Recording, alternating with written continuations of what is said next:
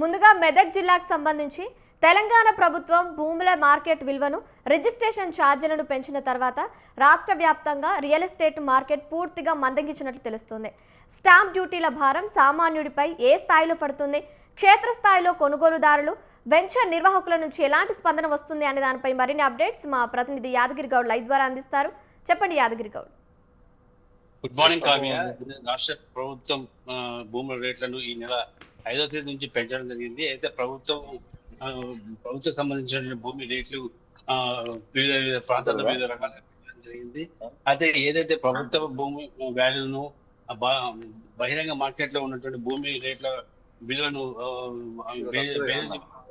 రాష్ట్ర ప్రభుత్వం తీసుకున్నటువంటి ప్రభుత్వ రేటు యొక్క పెంపుదలను సామాన్యులకు భారంగా మారింది. అనేక ప్రాంతాల్లో కూడా భూమి రేట్లను పెంచుతూ వచ్చినటువంటి ప్రభుత్వం గ్రామీణ ప్రాంతాల్లో ఒక రకంగా, పట్టణ ప్రాంతాల్లో, మున్సిపాలిటీ ప్రాంతాల్లో ఆయా పరిస్థితుల్లో ఉన్నటువంటి బహిరంగ భూమి రేట్ ఏ విధంగా ఉంది, బహిరంగ మార్కెట్ లో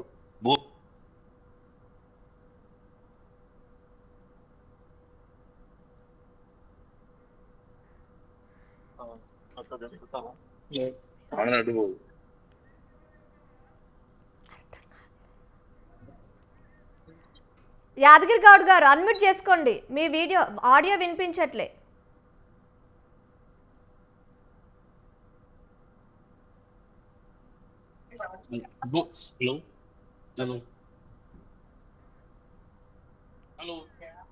కంటిన్యూ చేయండి యాదగిరి గౌడ్ గారు. ఏదైతే రాష్ట్ర ప్రభుత్వం తీసుకున్నటువంటి భూముల రేట్లను పెంచడంలో తీసుకున్నటువంటి ప్రతిష్టాత్మకమైన నిర్ణయం అనేటువంటి అటు రియల్ ఎస్టేట్ వ్యాపారాలకు పెను భారంగా మారింది.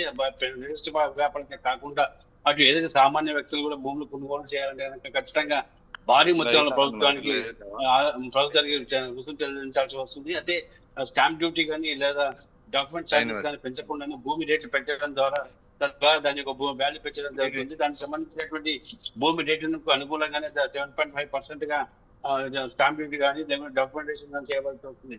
కాబట్టి ఇది కూడా అంతా కూడా పెను భారంగా మారే పరిస్థితి కనిపిస్తుంది. మనం ఒక్కసారిగా చూస్తే కనుక గ్రామీణ ప్రాంతాల్లో గజం వచ్చేసి తక్కువ 600 గజాలు, మున్సిపాలిటీలో 1000 రూపాయల గజం గాను, మున్సిపల్ కార్పొరేషన్ లో 1500 రూపాయల గజం గాను, అదే హెచ్ఎండిఏ పరిధి ఉన్నటువంటి ప్రాంతాల్లో 2000 రూపాయల మినిమం చూస్తే 2000 రూపాయల గజంగా ఉంది. కాబట్టి మొత్తం మీద చూసుకుంటే కనుక రాష్ట్ర ప్రభుత్వం పెంచినటువంటి రేట్లు అదే ప్రధానంగా వ్యవసాయ సంబంధించినటువంటి ఎకర భూమి రేట్ వచ్చి ఇప్పుడు దాదాపు 15 లక్షల కూడా పెంచడం జరిగింది. ఇదంతా కూడా అటు రైతుల మీద కానివ్వండి, పూర్తి స్థాయిలో బాధపడే అవకాశం కనిపిస్తుంది.